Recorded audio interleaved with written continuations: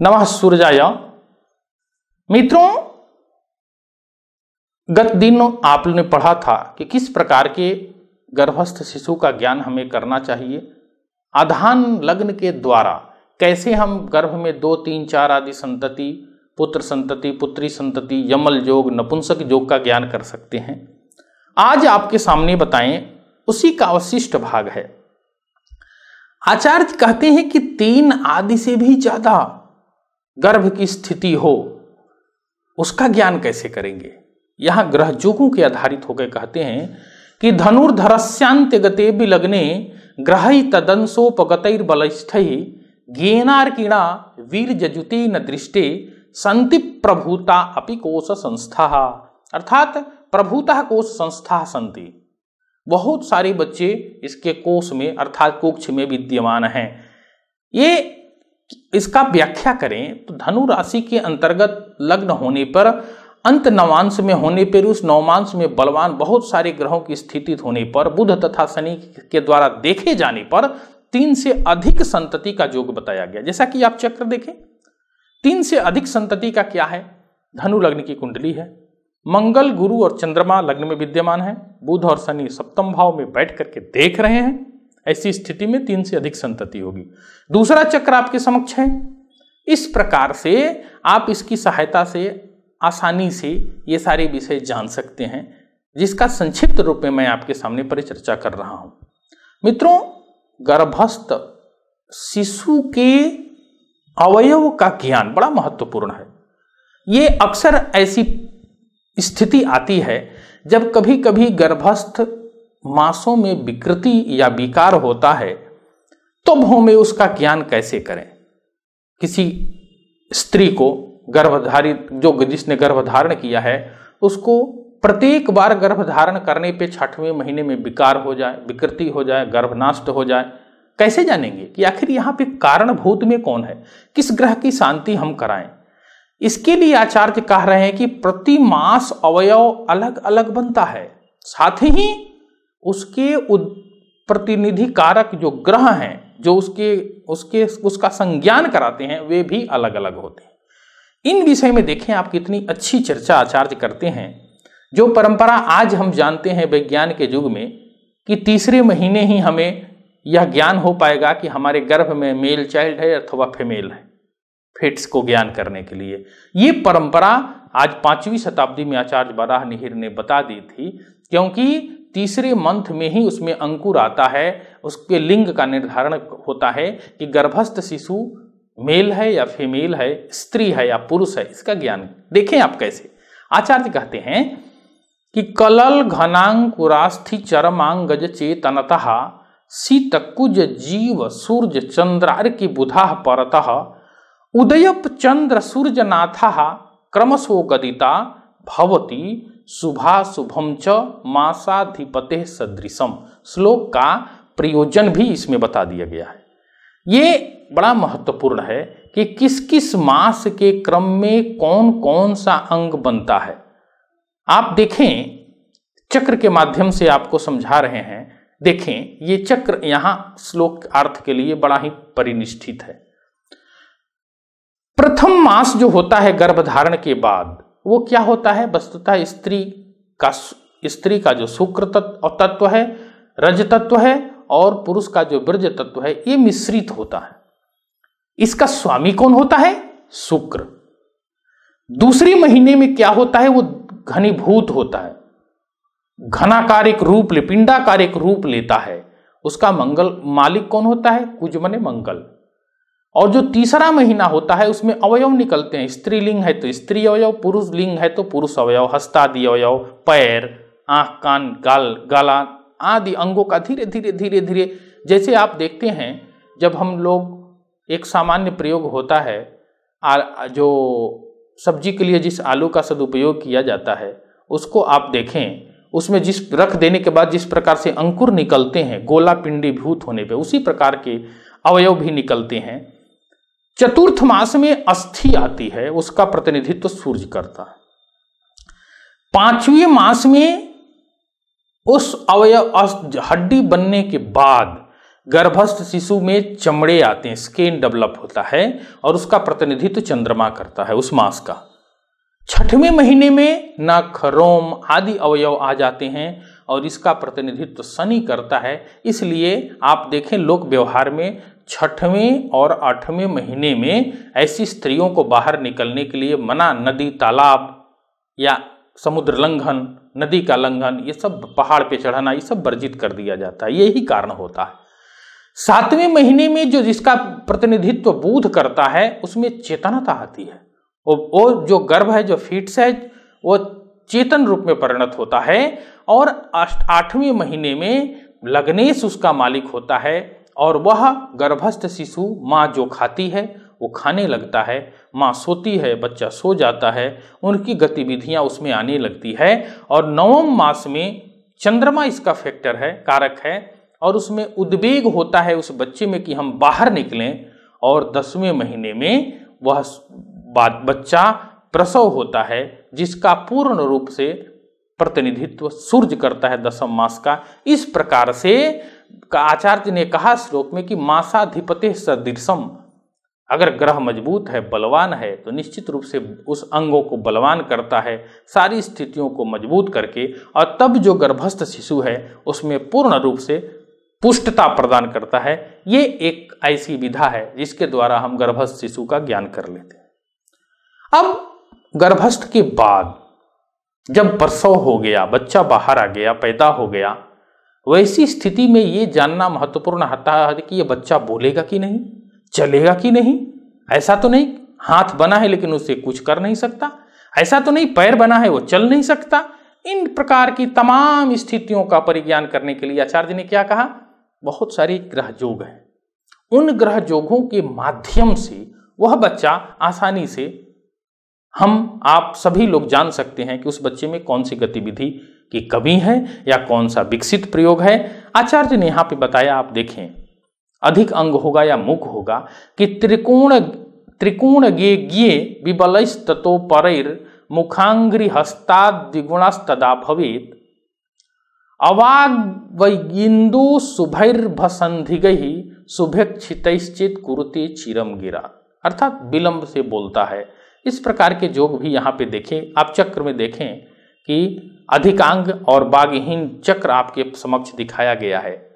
किस प्रकार की ग्रह स्थिति होगी, ये उदाहरण से बहुत सारे विषय स्पष्ट रूप से आपको समझ में आएंगे कि इनकी स्थितियां क्या है। यहाँ लग्न धनु है, 8वें भाव में मंगल विद्यमान है, 9वें में बुध है, 10वें में शुक्र है, 11 में सूर्य है और 12 भाव में चंद्रमा है।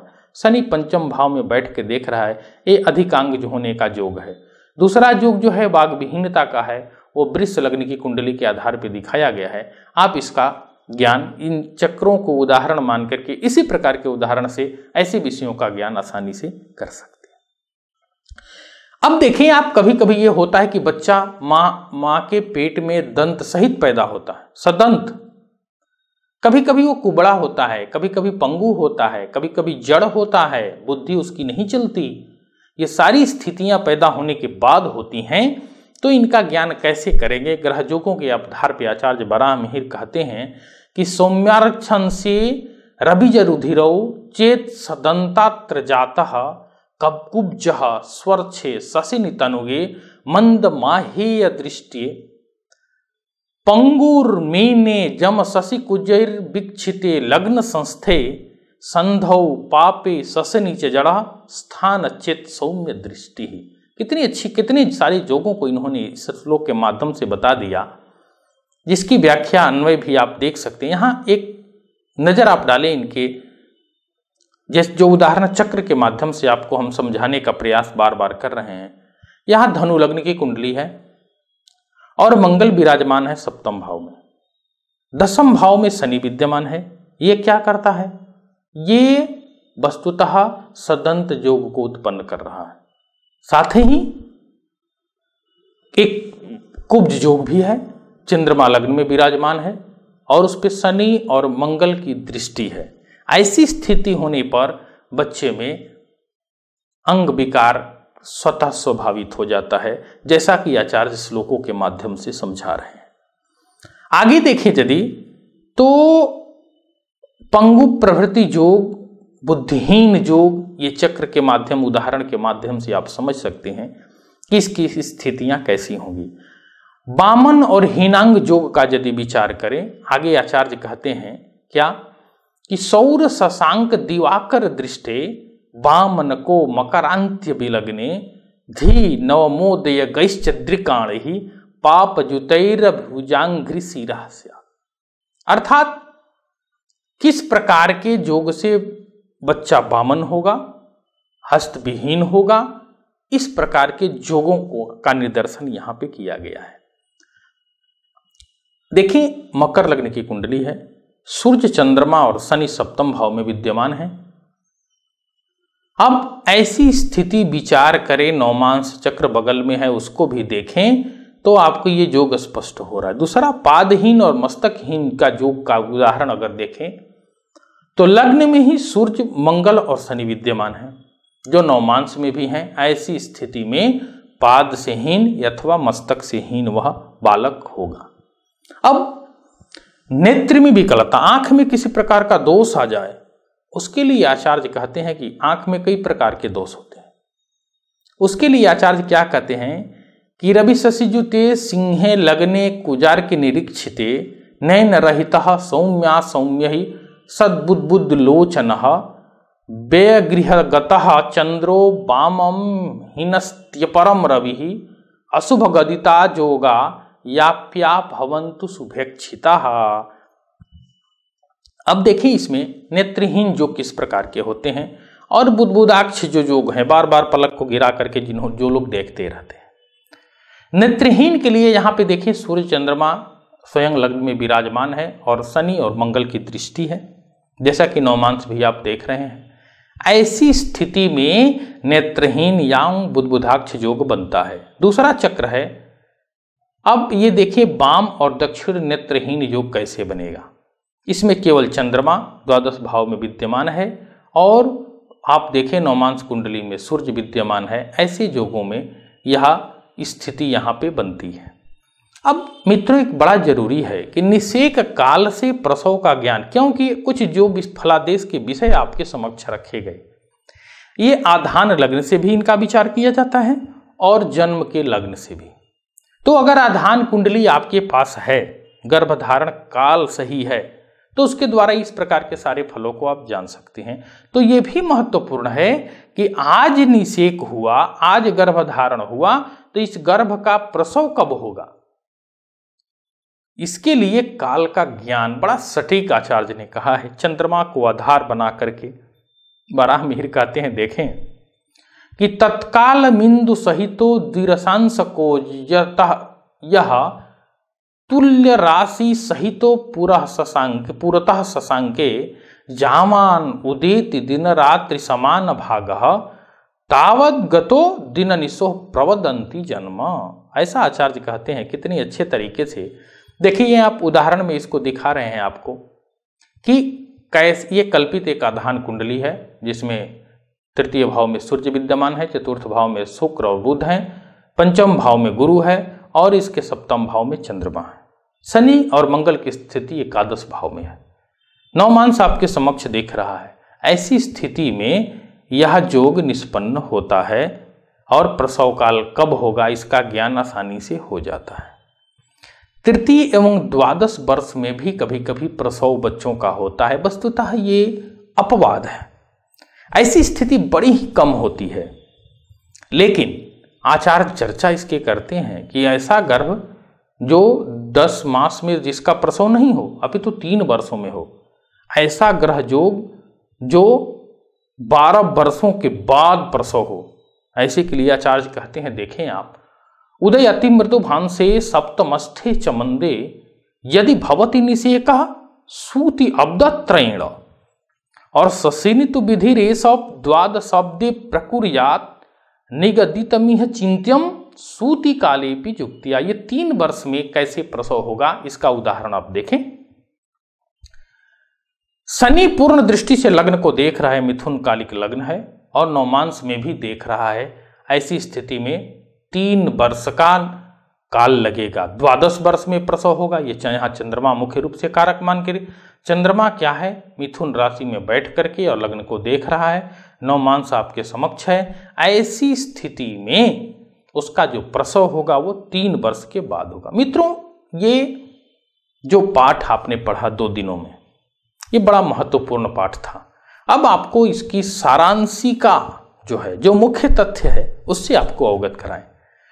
वस्तुतः आधान काल में लग्न चंद्र के स्थान पर पंचम, नवम, सप्तम, द्वितीय, चतुर्थ, दशम स्थान में शुभ ग्रह, तृतीय एवं एकादश स्थान में पाप ग्रह रहने पर और सूर्य की दृष्टि हो तो हम गर्भाधान की पुष्टता का प्रमाण दे देते हैं ग्रह और योगों के आधार पर। दूसरा, कुछ ऐसे योग हैं जिसमें विषम राशि में हो, विषम नवमांश में लग्न सूर्य और गुरु हो तो पुत्र, और यही अन्यत्र स्थिति में सम राशि के नवमांश में हो तो कन्या, और द्वयंगस्थ की भी स्थिति हो, मंगल समराशि में द्विस्वभाव नवमांश हो, उस पर बुध की दृष्टि हो तो जुड़वा संतति का भी ज्ञान कर सकते हैं, ये बताया गया है। और 6 प्रकार के जो नपुंसक योग है मुख्य रूप से हमारे शास्त्रों में, उनके ग्रह योगों की स्थितियों का निदर्शन किया गया है। इनके द्वारा आप जान सकते हैं कि किस स्थिति में ऐसे नपुंसकों की उत्पत्ति होती है। साथ ही आधान काल के द्वारा हम ये देख सकते हैं कि हमारे गर्भ में 2, 3, 4, 5, 6 कितनी संतति है, इसका ज्ञान भी इस पाठ के माध्यम से आप कर सकते हैं।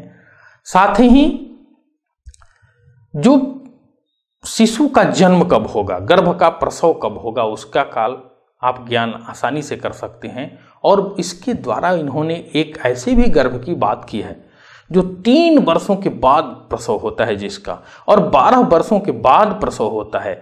ऐसी जो चुनौती रूप, विज्ञान के चुनौती के रूप में परिकल्पना है आचार्य वराहमिहिर की, ये वस्तुतः बहुत ही प्रशंसनीय और अनुकरणीय है। मित्रों, इसकी और भी तथ्य को पढ़ने के लिए बड़ा आवश्यक है कि इसके मूल पाठ को आप पढ़ें और तब इसके निष्कर्ष पे पहुंचे। मैं यहीं आज विराम लेता हूं। जय तो भारतम, जय तो संस्कृतम।